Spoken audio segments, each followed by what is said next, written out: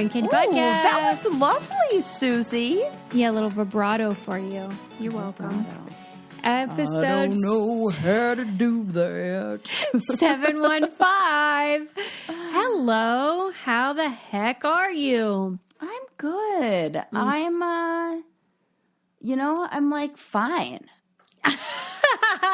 That's a great answer. Like, I am there's nothing. medium. I'm medium. Like, Yeah. nothing too, like, middle of the road. Like, Hey, my grandma used to say no news is good news. You know what I mean? Yeah, I kind of feel like that's, like, fine. Yeah. It feels nice. Yes. All right. Like, there's well, that's nothing good. I'm complaining about at this current moment.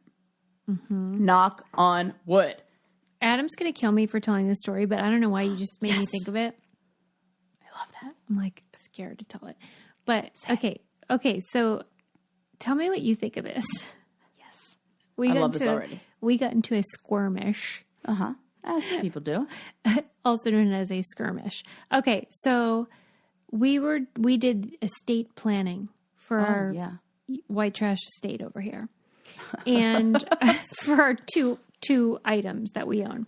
And, but it's like a big old binder and it's like, not just like money stuff. It's like custody of our child if we die, or like if I'm in an accident, do I want to be on the life support? All those this things. is very important. I've been talking to a lot of people about this recently. It really is, but it is. It is a pain in the A sometimes because if you do the whole deal, I mean, it takes a minute.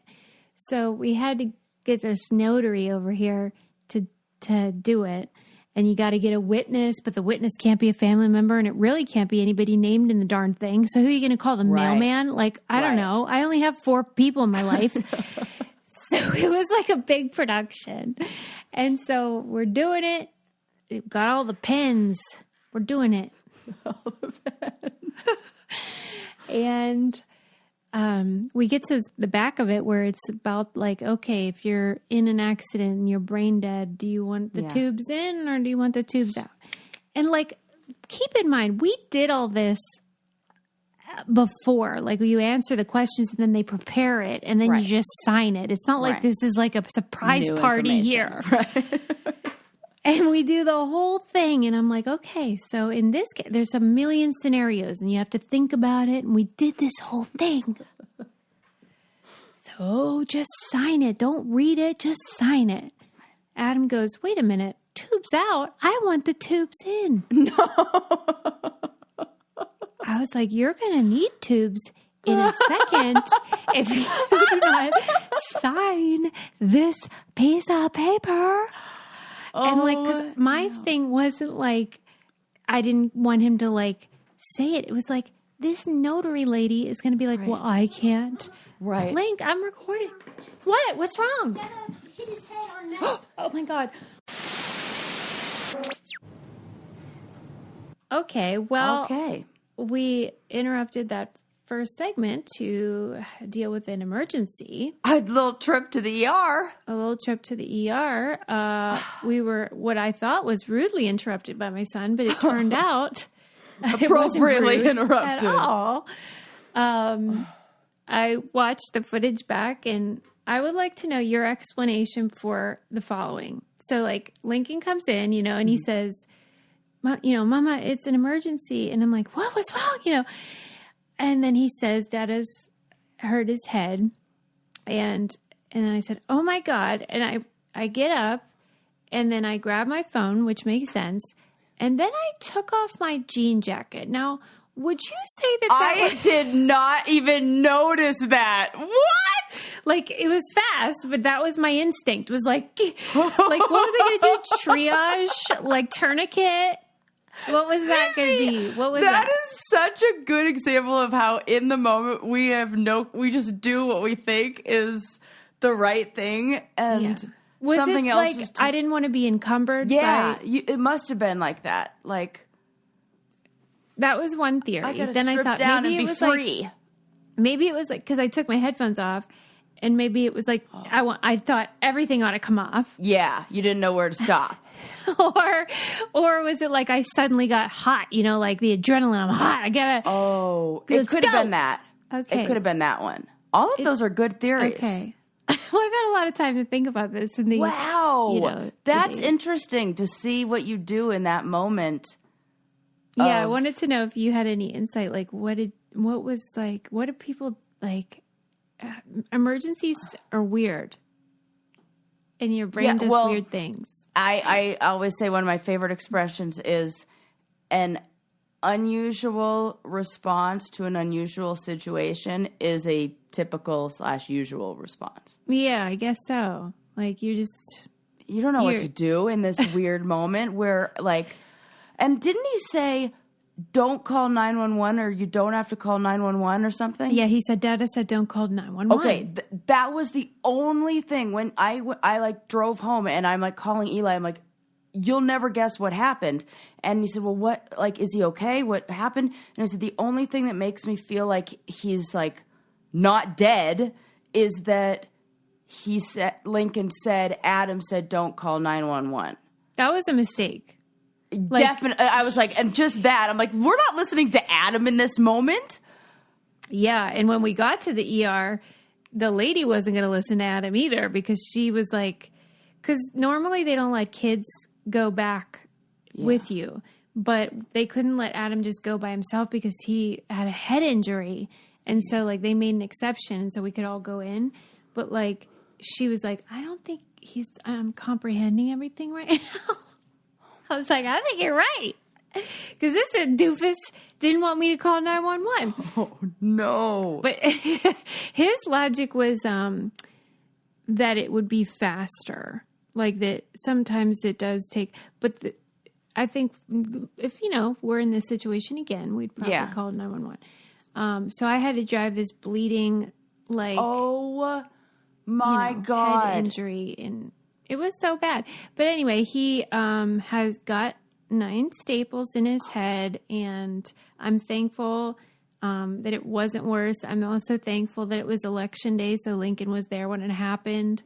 Oh, my God, because what if he wasn't and you... For real. He could have been laying out there. Oh, my God. Oh, my God. Oh, my God. While we're, like, yucking it up in here talking about poo stories and stuff. Right. Just my drinking our husband's wine. bleeding to death. Right. Oh, my God. And Sarah and I both... didn't miss the irony that I was talking about his end of life and living will plans when this occurred. That really teaches you not to make jokes. I'm like, this guy, he's going to need to be on life support. Oh, my God. I cannot believe that happened. Me neither.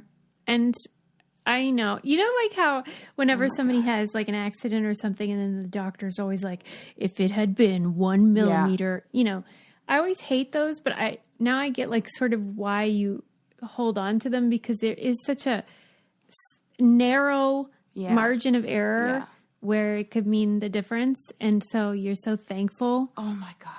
Because that's how I feel. Like that was terrible, but it could have been life-changing.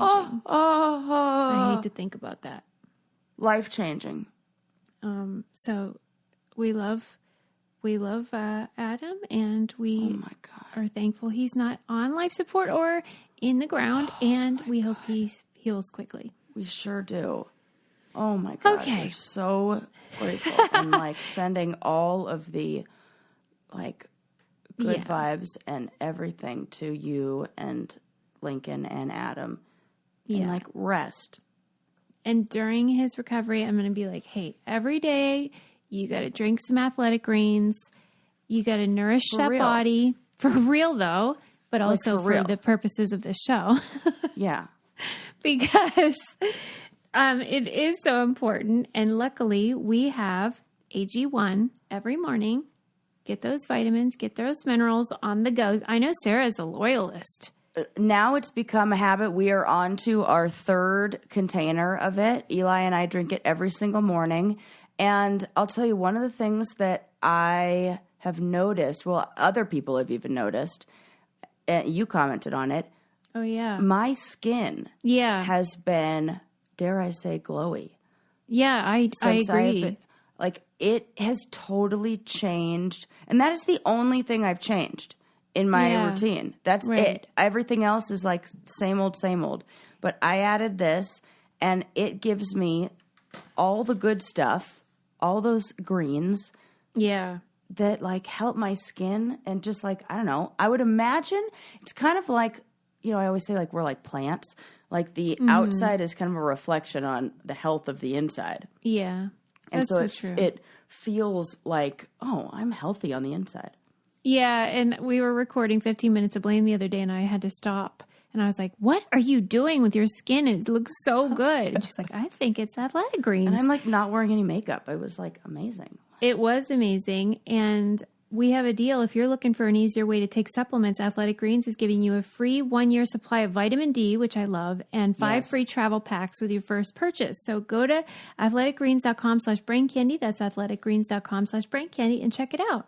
It's such an easy way to improve your routine. And if you're somebody like me who has ADHD, vitamin D is a big important supplement that a lot of people with ADHD are lacking or low in. So, well, that is a good tip. Yeah, really helps. Okay, so on to happier things, I suppose. Oh my god! How bizarre! I feel like you're traumatized. Just like it's a sliding door moment. It's like things could be so different. I hate those moments. I hate stuff like that. It freaks me out. Like we were going to, that night we went to Eli's, like a soft opening for a restaurant that Eli designed. And I'm like, I'm getting ready. I'm like doing my makeup and I don't even know, like Susie's at the hospital right now. Like this feels so weird. Like this is not, what is happening? It just felt like I could only imagine what your family was dealing with that evening, and just it makes my stomach just turn thinking about those feelings that everybody's experiencing. Yeah, well, and you know how like whenever something like that happens to people, they're always like, you gotta hug the people, hug your kids tight or whatever. I get it, and like I know that feeling, but like you cannot simulate like sort of a tragedy or the feeling of urgency. If you aren't experiencing that, it's just like you can't make somebody feel it, Yeah. And so I do have an appreciation though. So I'm just so glad that I don't like to think about it. It was terrible. Right. Okay. Got any poo stories or something? No, I have, so you know how I am, like when Lincoln gets into something, then I get into it. So, he's gotten into chess. So now I have to get into chess and, like he doesn't make me, I just want to, Yeah. But apparently this is like sweeping the nation. I don't know, something about like after the pandemic and then like TikTok and there's all these Queen's Gambit. Yeah. Queen's Gambit. Yeah. A lot of people are like taking up chess and a lot of kids are, which is great. Really? Hopefully more girls and non-white people will start getting involved because my God, it's a real white sausage fest around the chessboards historically anyway. But so then I'm trying to learn the game, but it's not easy. And so I started thinking about the chess champions along the way. And so I started watching all this stuff about Bobby Fischer. Do you remember Bobby? Yeah. Okay. He predates us, of course, but like everyone talks about him. He's sort of like a pop culture figure. And I thought, movie, Searching for Bobby Fischer. Yeah, but it's like, I don't think that movie is about him. Yeah, it's not. It just refers to him. Yeah. I don't know why. But he's just this sort of pop culture figure. And I thought, wonder what the heck ever happened to him. And I love old gossip. So sure do. This is going to be great. So I start getting into him, watching all these clips of him on Johnny Carson and like 60 Minutes and stuff. And I was just so bummed out because he descended into madness. No. Yeah. And like he was a Jewish guy, but he ultimately became a Holocaust denier. No. And, yes. And like obviously anti-Semitic. And are you kidding me? Can you believe? Nope, I can't. I mean, that is bizarre.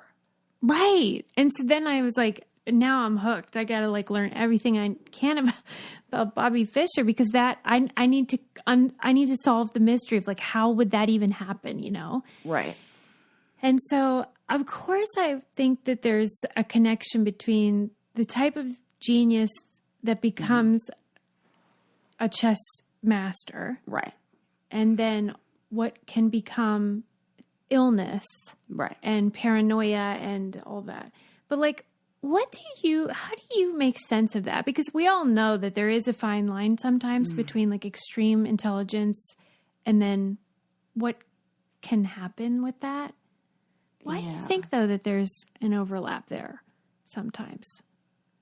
And then you got Albie Einstein, who's like just seems happy as heck. Yeah, it's a difficult one to even answer, because it's that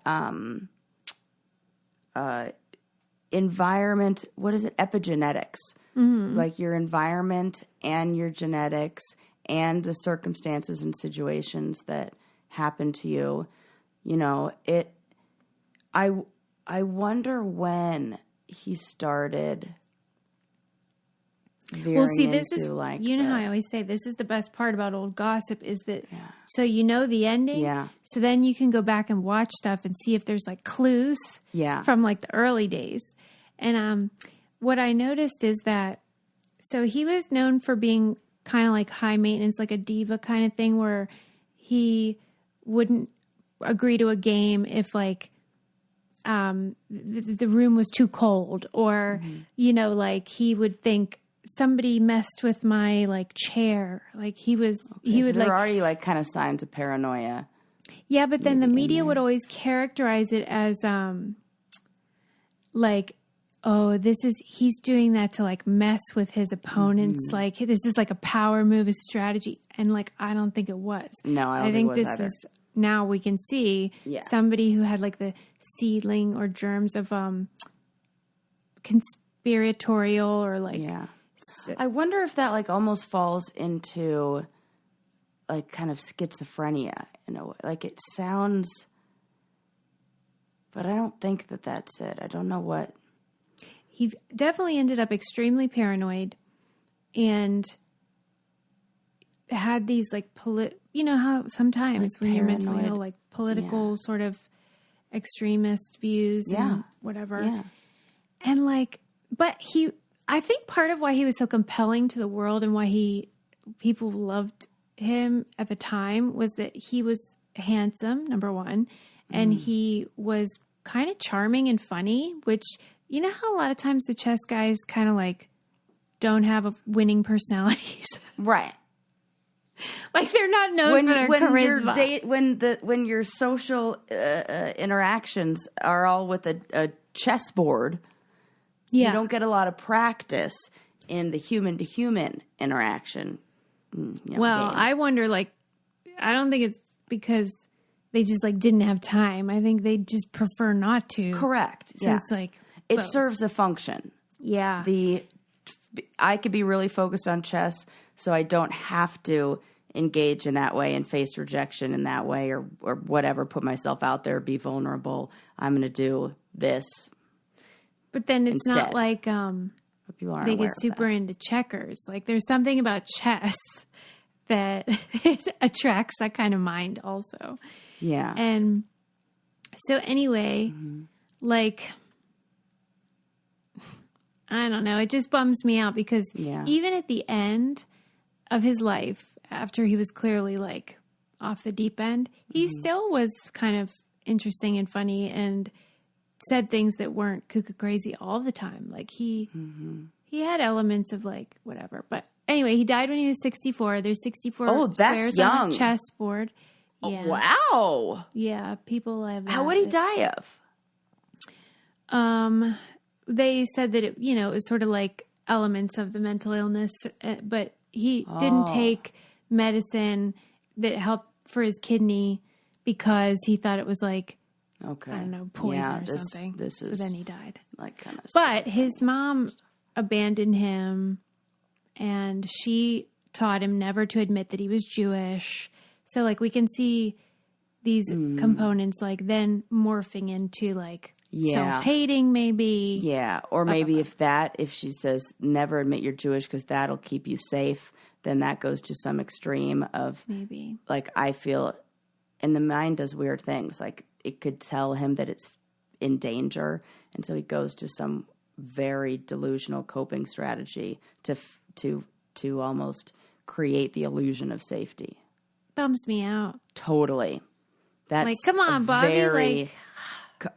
Wow. And then there's got to be something like, it sounds like such a disorganized mind that maybe chess provided that organization. It was like the place where he could organize all of the thoughts. And that's the only place they existed in an organized way. I mean, maybe because, you know, it is a game of memorizing a lot of stuff, but there are infinite number of moves. So like that can make your brain hurt. You know, and then I can't remember. I think that this was in the How to Change Your Mind about psychedelics and its effect on people who had schizophrenia or had were predisposed to schizophrenia. Okay.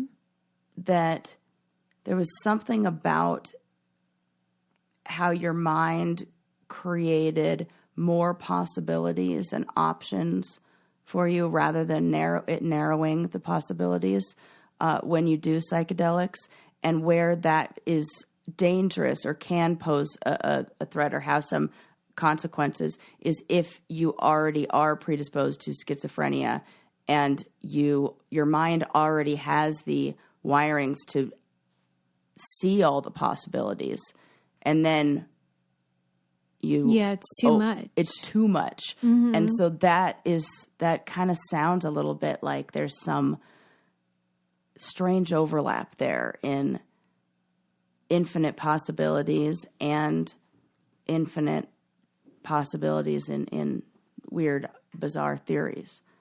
You know, what will impress me is when we have a chess champion who's like amazing, but also like gets married and like can hold a conversation, has kids and stuff. Right. Because whatever, like even there's a new one, Magnus Carlsen, he's like known as the best in the world. And whenever you go to their Wikipedia and their personal life section, it's always like, he loves learning state capital. You know, it's like never about relationships or...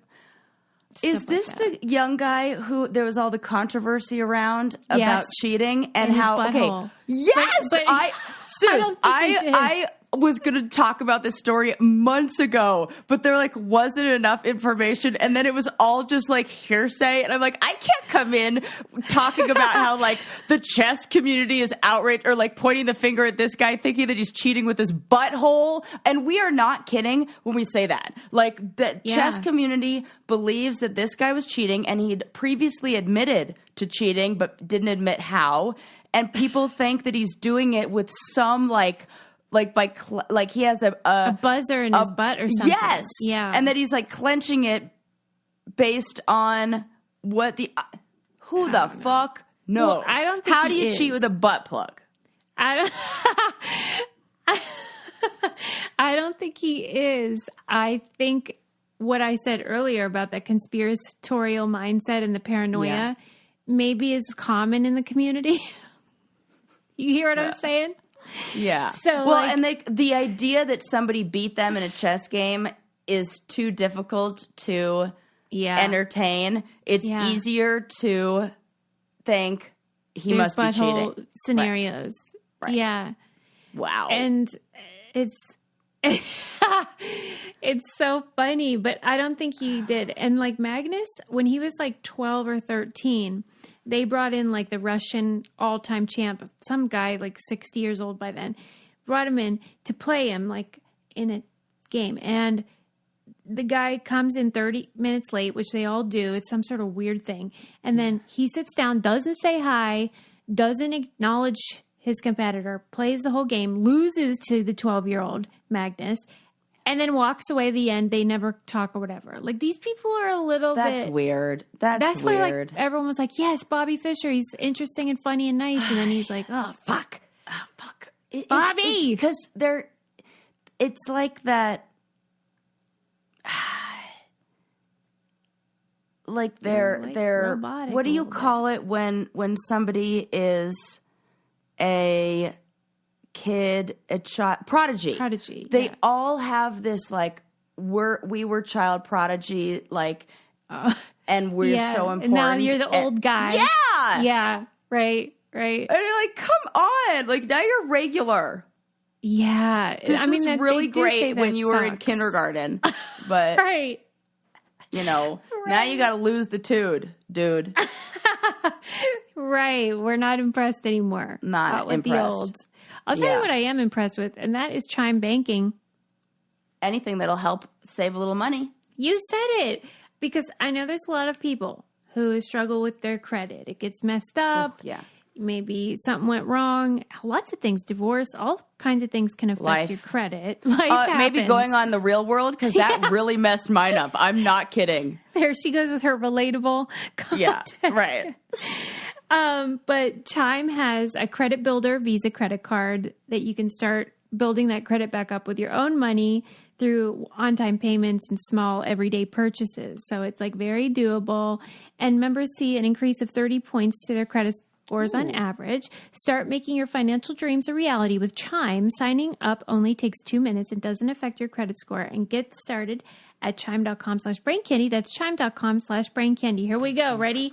Here it is. The Chime Credit Builder Visa Credit Card is issued by Stride Bank N.A. pursuant to license from Visa USA Chime checking account and $200 qualifying direct deposit required to apply for the secured Chime Credit Builder Visa Credit Card. Based on a study conducted by Experian Credit Builder members, observed an average of 30-point FICO score, 8 increase after 8 months with regular on-time payments. Results may vary. See chime.com for details. Out-of-network ATM withdrawal fees may apply except at MoneyPass ATMs in a 7-Eleven or any Allpoint or Visa Plus Alliance ATM. I swear they keep making it longer just to see. That was long. I think so. That was like, wow, good job, sis. Chime, well done. Please, give me a challenge. You know what I mean? Yeah. Okay. Anyway, I'll keep you posted on my chess progress. Yeah, let me know how it goes. Thank you.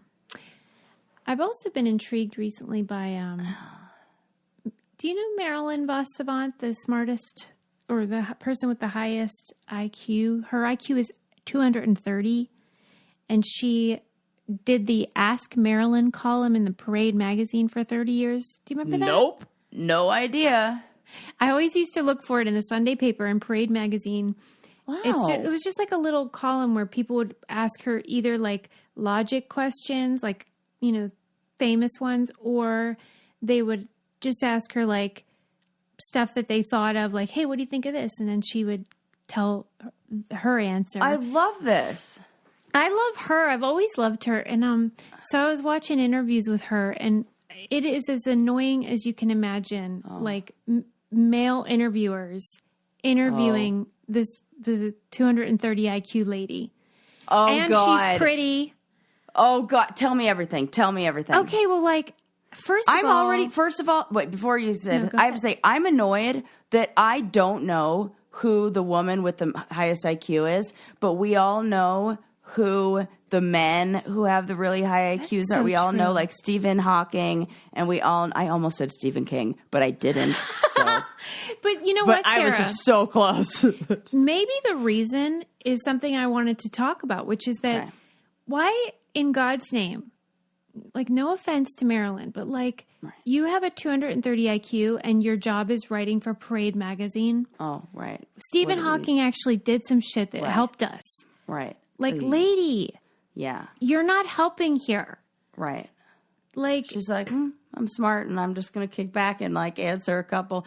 I mean, maybe she is the smartest. Or, I mean, to me, I'm like, she's doing less.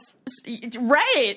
Work smarter, not harder. I mean, some would say. Okay. These guys are dummies. Fair point. But like, when you want to make a difference. Yeah. Like, come on. She certainly could have done more than that. Right. So I guess that's why most people don't really know her. But the thing that I hated was how, like, she would go on these shows and they would always say, like, aren't men intimidated by your intelligence and stuff like that? Like, they would never ask Stephen Hawking if women were intimidated by his What did brain. she say? She usually would, like, try to get out of it, but in one interview, she was just like, yeah, a lot of them are, and it sucks. Yeah. Like, I think she had trouble finding a decent guy that, like, didn't have a chip on his shoulder about it. Right. But did she try dating a Jewish man? I think she ended up, well, he's a doctor, so odds are. There you go. Because I'm like, they are smart and they know how and to they pick like a smart lady. smart women. Yeah, maybe that's what she ended up doing. But, I mean, like, I'm not intimidated by them. It's the best. she just, one thing I really liked about her is that whenever they would refer to her as the smartest person in the world, she would say, no, that's not accurate. I have the highest score on the IQ test, and most people haven't taken an IQ test. And I think there are probably a lot of people who would score really high on it who just have never had the opportunity all over the world. Right. And I really appreciate that she said that. Or they're like how the test is even written and the questions on there. Like, I remember reading some study that was about like counting and math. And if you give children in, I think it was in some city, some major city in South America that I can't remember now. But if you gave them like a math sheet with adding and subtracting, they failed. But if you gave them money and told them to, and like they were like selling things on the street and were giving correct change since they were like very young, and all of them were crushing it. If you changed it into a like material or item that they were familiar with, like they were familiar with doing math with money, so they were able to crush it with math in that way. But if it's like things that are foreign to you, or then you and it's sort of like, okay, so a bunch of white guys made a test that white guys are really good at, and then they say that's the definitive way you measure intelligence. And thankfully, she had the humility to be like, I mean, this is a flawed system, and I'm really good at taking this test. They had her taking it like every year. I mean, she was like, because it really, I think, was like hard to believe that someone could score that high. So, any hoodles, I find those fun to watch. There was one with David Letterman that was so cringy. Oh, no. I think she was trying to be like funny because it was, Letterman. Right. And at one point he goes, I don't think you're the smartest person in the world. No. Yeah. Oh, my God. Cringe. Like she's trying to flirt with him and stuff. This is a good, I like how you gave us two stories of intelligent man and intelligent woman who like present with like high IQs, chess champion, but this is, it really does ask the question of like, how do we measure intelligence and what really matters? Like for real. I always think like if you were to ask an octopus who like how intelligent a human is, they'd be like, that person, that thing can't even change colors. Yeah, he'd be like, you mean my pets? What a dummy. Yeah. Right. Yeah. Right. You only have 2 arms. What can you do? And you don't even feel with them, really. Yeah, Sarah. See, you get it. I mean. Yeah. So it's just like we how we measure intelligence is But the subjective. The bottom line is that the game is rigged, so you do have to kind of learn how to play it. So I was like looking up like how to raise your IQ. I thought you were going to say how to play chess. No, I am Googling that too. Yeah. But that's why I downloaded your This Changes Everything Headspace app, because you can increase your IQ by like 20 points if you meditate. Wow. I didn't even know that one. That's a great incentive, because sometimes I meditate, but I really don't enjoy it, That is, and having a motivation to do anything. Yeah. will keep you doing it. And what I think is really happening there is you are creating mental bandwidth. You are clearing up space in your brain. Yeah, and there's when no you doubt do about that, it. It's great extra for room every reason. But that was one that was like, all right, I'll get back on this habit because it sometimes makes you me think smarter. like, I don't want to do it. Right. Like, why is that every single thing that's good for us, we're I so know. resistant to doing? I really don't understand this. It makes me so mad. Okay. There's got to be some biological explanation for that. Yeah, what could it be though? I don't know. Because evolutionarily, you'd think that we'd have like that. Okay. Drive for that. Yeah, totally. Right. Okay. Next up, have you, I'm sure maybe not, but if you're on TikTok, you might have like this stupid, I'm so mad about it, the Chicago serial killer story. I have not been on TikTok in a minute. And see, I think this is good for you. Like good for everyone. Yeah. Because like it's a cesspool. I'm saying it. Yeah. I'm going to participate because I have to, but I'm mad about it. So apparently there were Splats, our brainiac, notified me that there was this potential serial killer in Chicago. And I was like, what? I am excited because we haven't had one in so long. It's been a minute. Because the cameras and stuff. So I was like, this is great news, except terrible, of course. Right.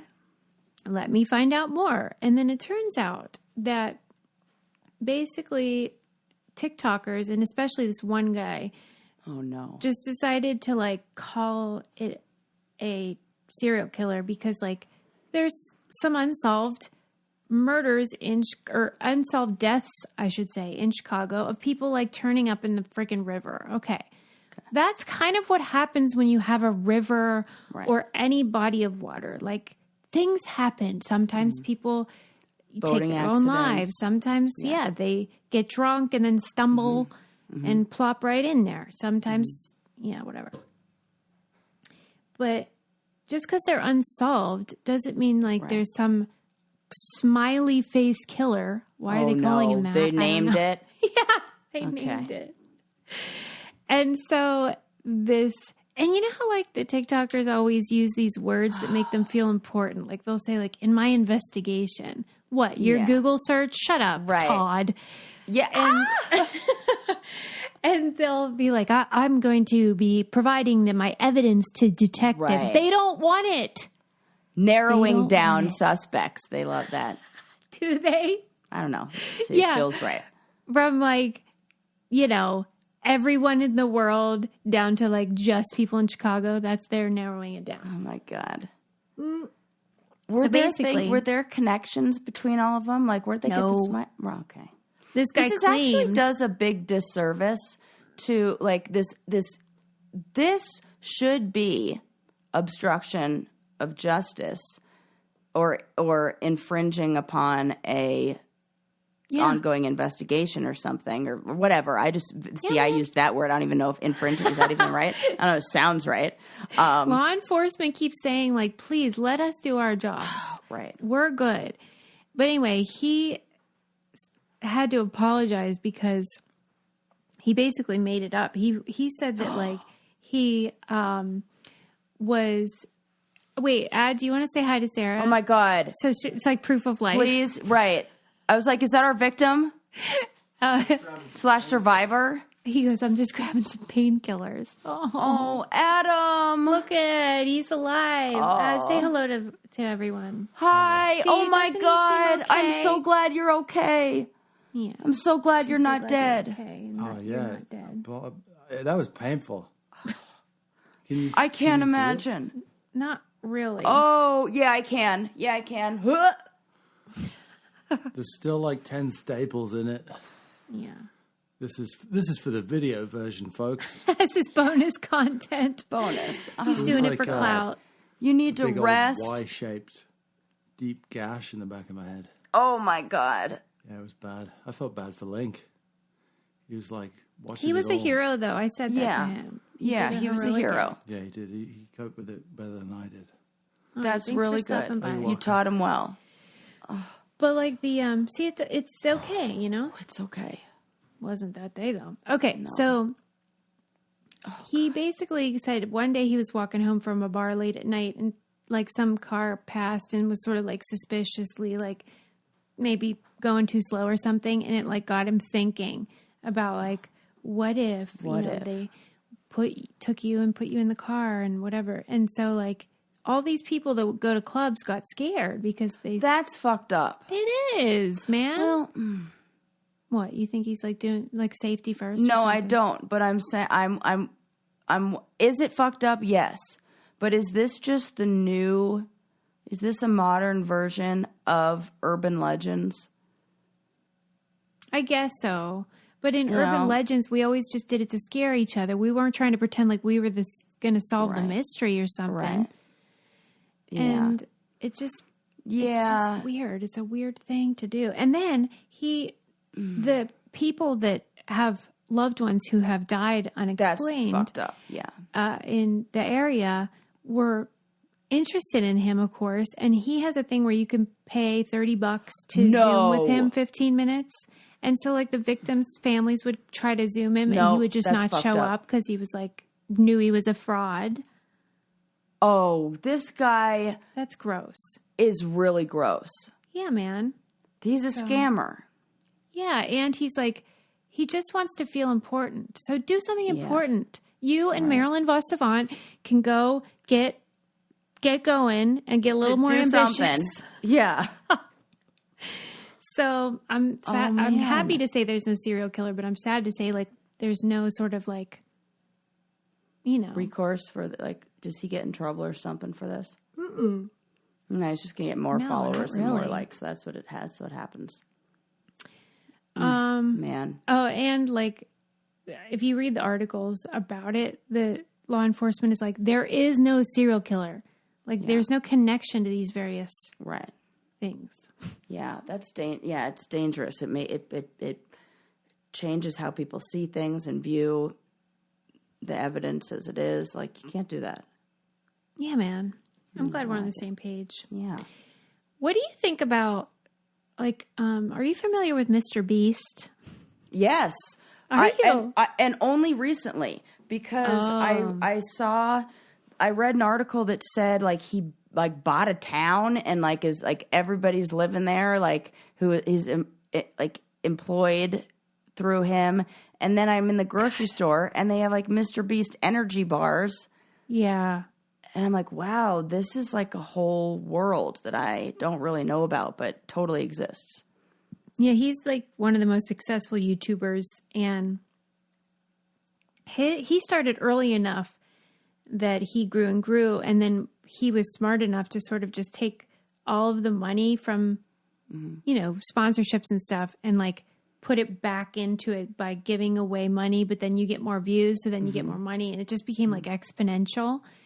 But one of his kind of gimmicks now, and believe me, that's all he does is gimmicks, is like he'll buy, I guess they're like cochlear implants or like, hearing devices for people with impairment. And I just hate it with all my heart because it's very much like inspiration porn. Yeah.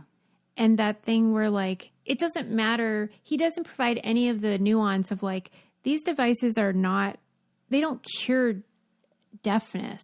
They can allow you to have this like sort of simulation of hearing when you're wearing it. But then like when you take it out, you're still, you can't hear. And there's no information like that or nuance. Right. Or really encouragement of people to like, regular people to learn sign language, for example. Or it's just sort of like the Band-Aid solution. Yeah. And then is what he's providing. Like, here's a Band-Aid. Here's a Band-Aid, but also like I'm going to profit off of it, but look like I'm being charitable. And I'm just bummed out about it because I think a lot of people in the deaf community are just annoyed by it. Yeah. It kind of reduces them, I think, to a spectacle. Right. And it just makes hearing people feel good.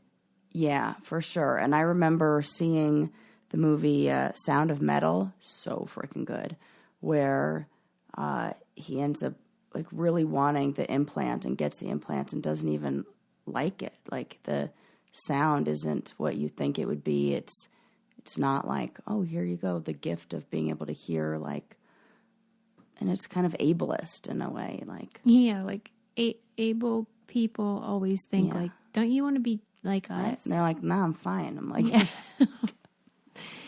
yeah, so I'm annoyed by that. Oh, and I'm sure you saw maybe in the news that doofus YouTuber who decided to crash the plane. Yeah. Can you believe he thought that was a great idea? What a dummy. People could have been killed. Yes. So this YouTuber goes up in a plane. It's one of those tiny little, whatever they call them. Maybe like a single engine type of deal. Yeah. And then jumps out, skydives or whatever. And then the plane obviously crashes. And he did it on purpose just for like clout or views or whatever. Yeah. He might get 20 years. Well, you know what? I think people should get this, I don't know, like. Consequence for sure. Yeah. Like this is because it feels like we so often see people benefit and like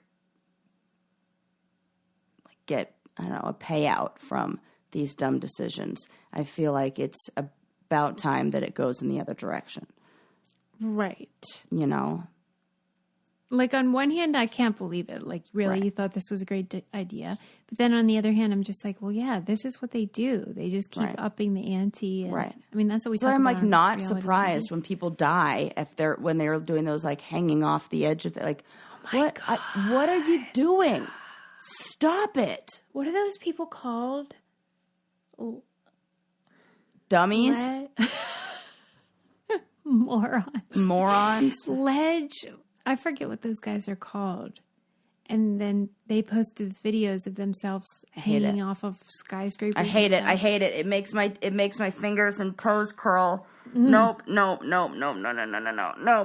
I'm good. Fuck that. I'm sorry. Yeah, man. It makes me feel dizzy just thinking about it. We're dummies.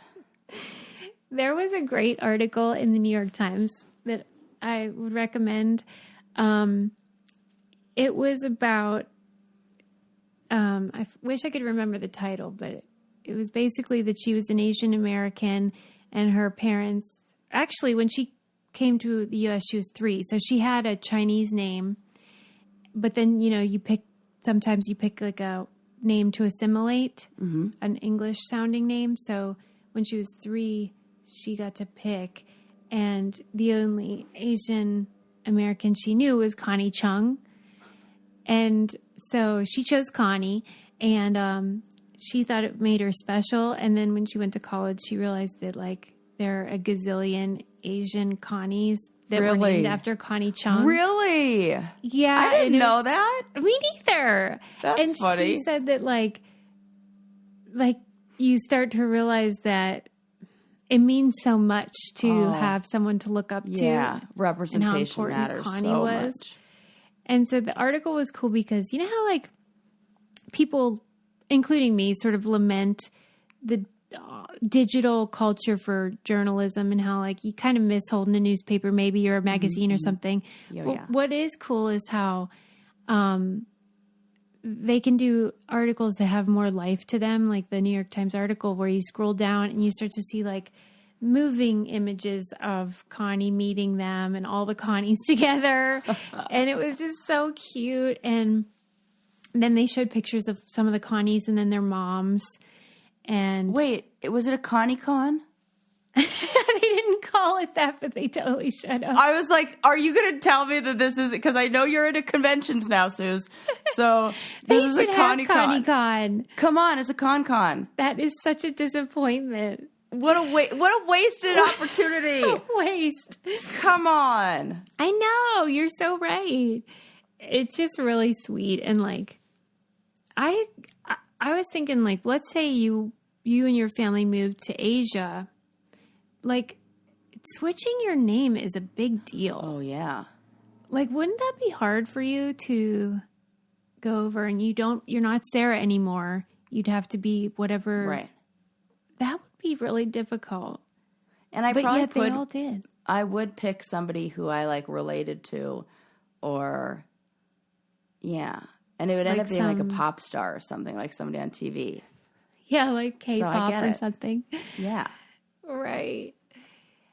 Yeah, anyway, so that's cool. And Connie Chung is a real character. You know how she's married to Maury Povich, right? Yeah. Yeah. What a weird match. I think that every time I think about them, I'm just like, I can't see. But why do you think? Because you know how Maury and Connie were both successful in journalism, and then Maury was like, you know what? I'm going to go a different route. Yeah. Because even like when Maury had that talk show, for many years it was like legit. You know, he was trying to be like more Oprah style or Phil Donahue or something. Yeah. But then like one time they did the You Are the Father. Right. And it was like gangbusters and then never looked back. It's never not a story.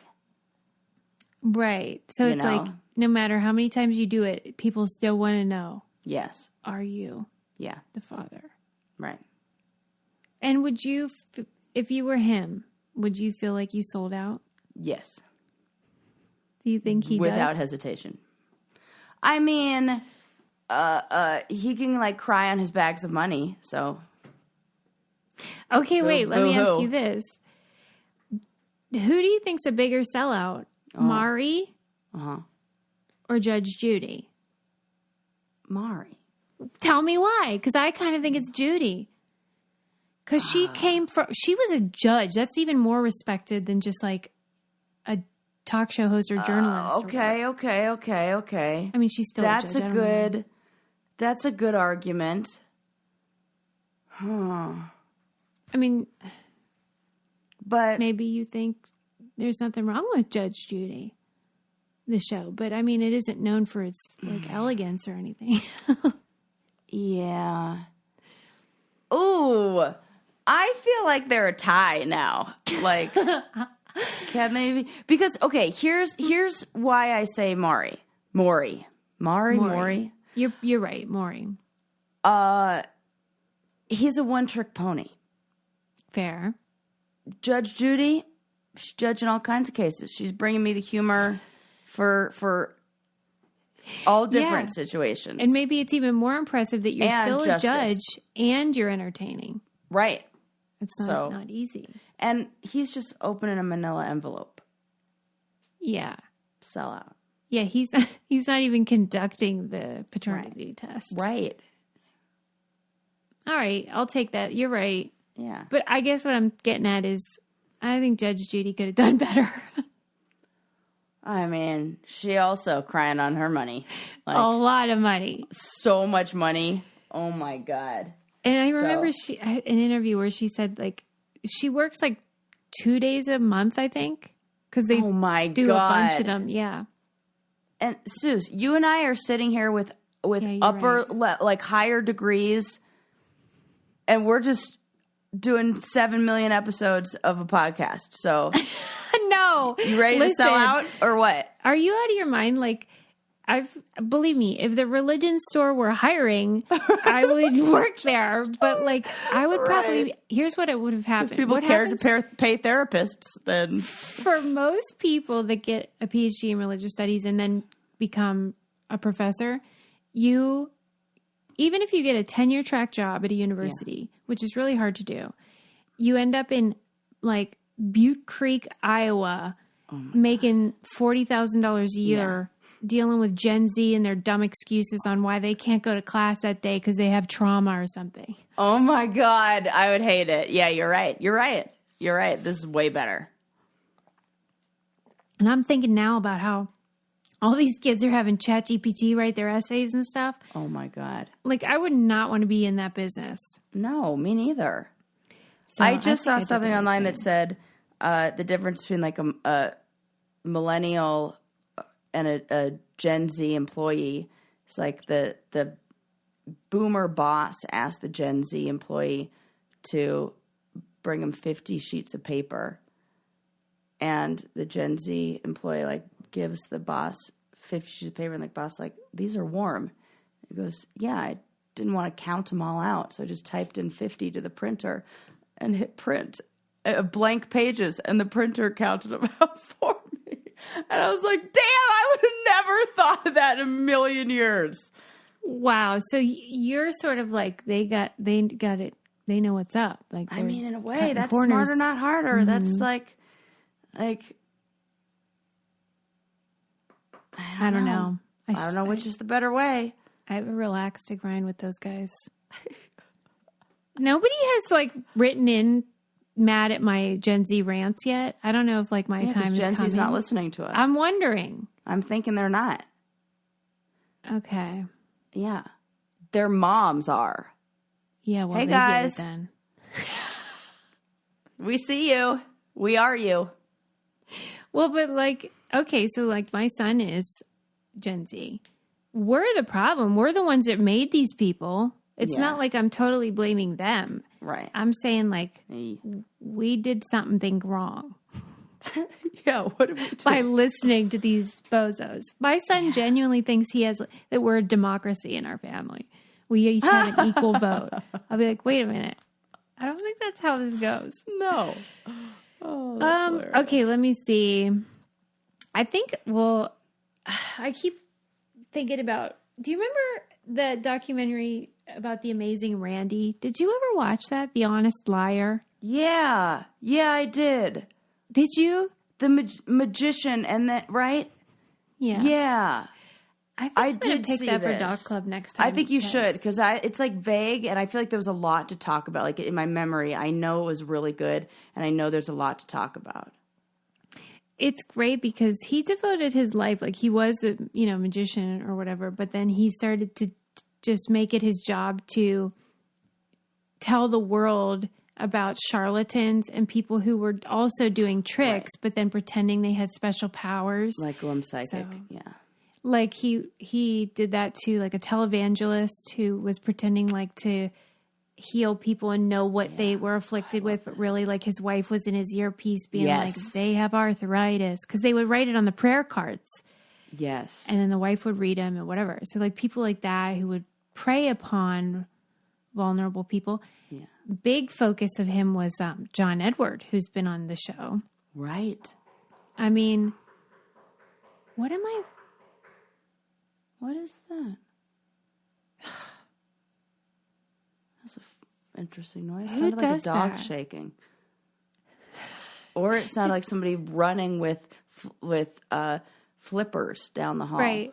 Now I have PTSD. Like I know, I would too. I'm like, what's that noise? Yeah.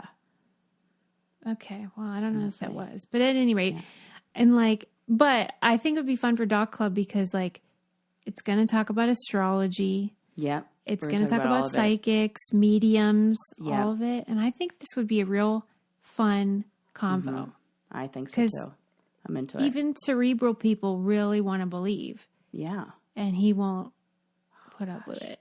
Yeah. That's a good one. Good pick. All right. Well, at any rate, thank you for standing by us throughout that journey we took on this episode. Man. That began with me making fun of Adam's end of life tubular issue. And then he almost needed it. I can't believe it. I will have to have him look through that book again. Yeah, sure just double check. Make sure everything. Get that notary back. And, we covered a lot of smart people today. We did. IQ test. Who needs them? There's no serial killer in Chicago. Yeah. To the chagrin of many. But yeah, it was kind of an episode about people who have obsessions. Yeah, that's true. Yes. And then, I'm going to have to do a poll to see what people think, Mari or Judge Judy. I think it's a good poll. All right. Thanks so much for using our codes and subscribing and all that. You all are the best. We love you. We'll see you next time.